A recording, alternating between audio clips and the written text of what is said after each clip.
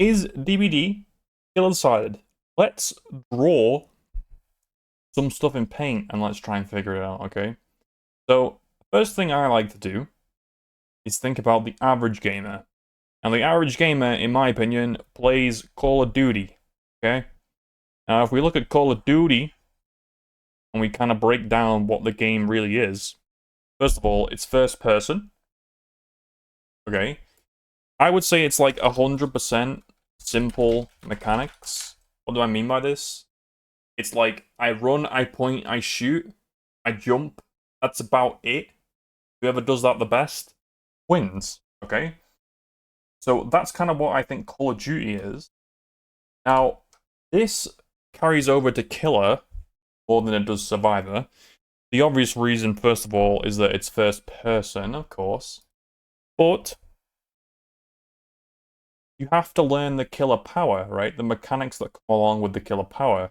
And depending on the killer you're playing, you have more or less mechanics, right? Blight has pretty much, doesn't need to learn much, can just use his power. Vecna's got a lot of spells. Trapper, you put a trap on the ground, right? The amount of mechanics you require depends on the killer you're playing, but I think it's like 60 to 80%. I'll just put SM.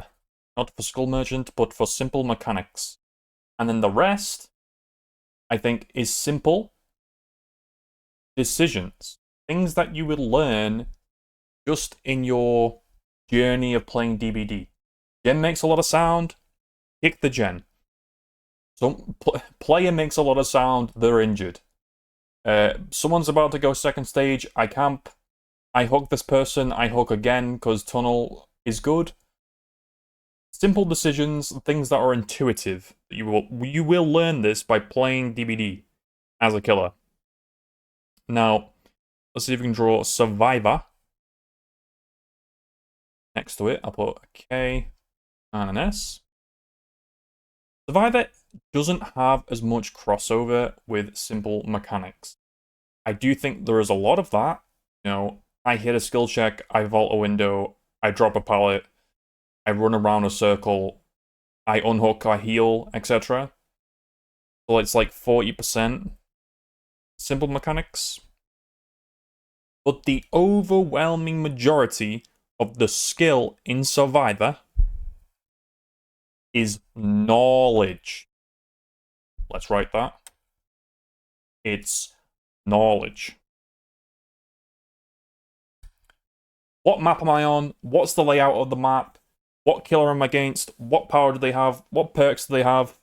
How do I deal with the pressure that the killer's putting on us? We've got an injured player here, an injured player here. I have so many hook states. How do I play with this, right? How do I loop this tile? What are the check spots? I'm playing against this killer. Should I greed the pallet here? How should I loop this tile specifically against this killer, right? It's thousands of hours of knowledge, and it's something that you probably won't learn just by playing the game itself, right? There's also a lot of, like, unintuitive decisions that go into Survivor against certain killers and certain scenarios.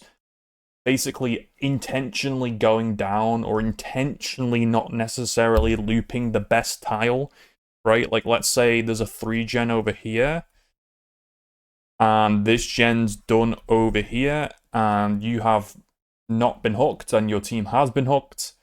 Your best strategy could just be to run it into this. Like, let's say this is a dead zone, you know you will die quickly, maybe the killer has mobility, but you think you can get here. Like, your best strategy might literally just be running in a straight line and dying, right? Which is unintuitive. That's not something that the game teaches you. It's something you have to think about and learn. It's knowledge. And knowledge takes a while to learn, right? And a lot of it, you don't learn by just playing. You have to intentionally learn it. You have to go into a custom game, learn the check spots of a certain tile. And you don't have to do this. Good at Survivor, you do, right? The layout of all the maps, how to loop every tile, how to loop them against specific killers, right? This is why I'm going to draw a graph now. All right, let's have a graph here. So we'll have a time / hours played. versus how balanced the game is. So up here will be killer sided in any individual game, and here will be survivor sided. Okay. Now, if everybody in the game, in the lobby, had 100 hours each, I think in that scenario, the game is incredibly killer sided. Because of what we talked about, right? The survivors don't have the knowledge. And by the way, the knowledge absolutely helps you with killer with things like zoning. It's just not as important. And there's a lot of killers that can get away with not knowing this stuff. Back to the point. I think the less hours everybody in the lobby has, the more killer-sided it is.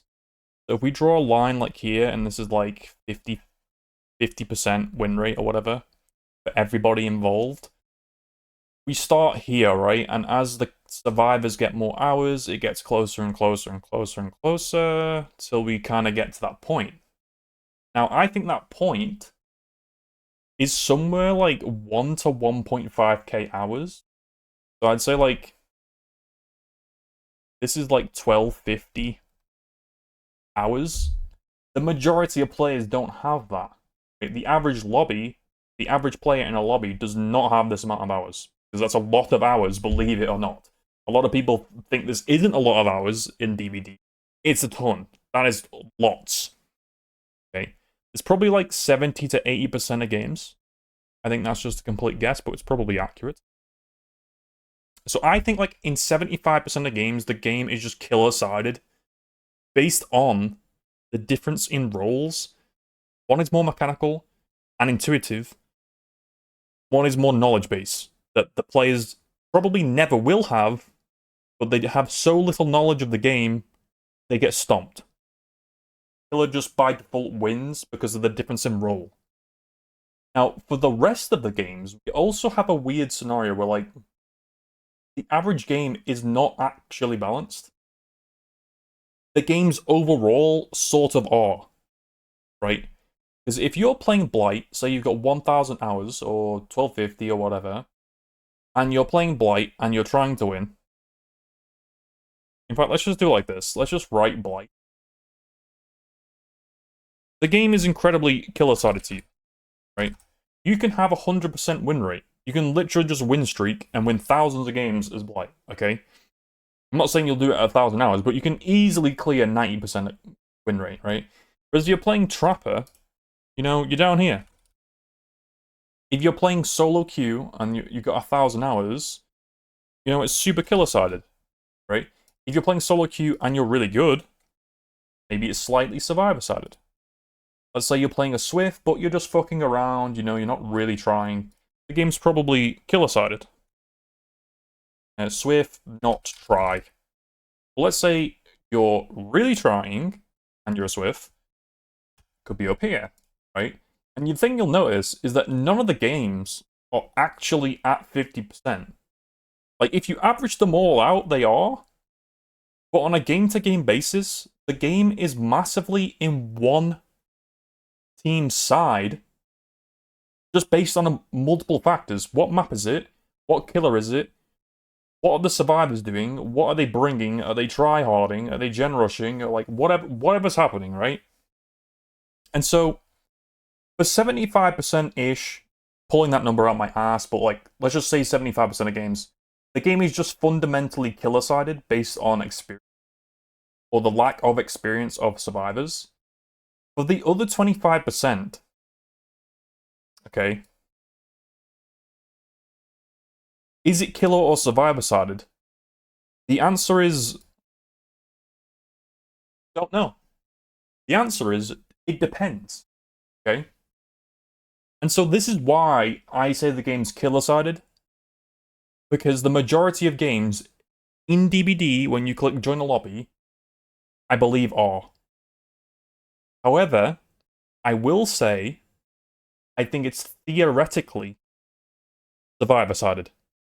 It's just, in terms of games in actual DBD, when you click the button, even if you're like one of the best players, survivors in the world, just based on the RNG of your teammates, I would still say it's killer-sided. And so there you go. That's my TED Talk.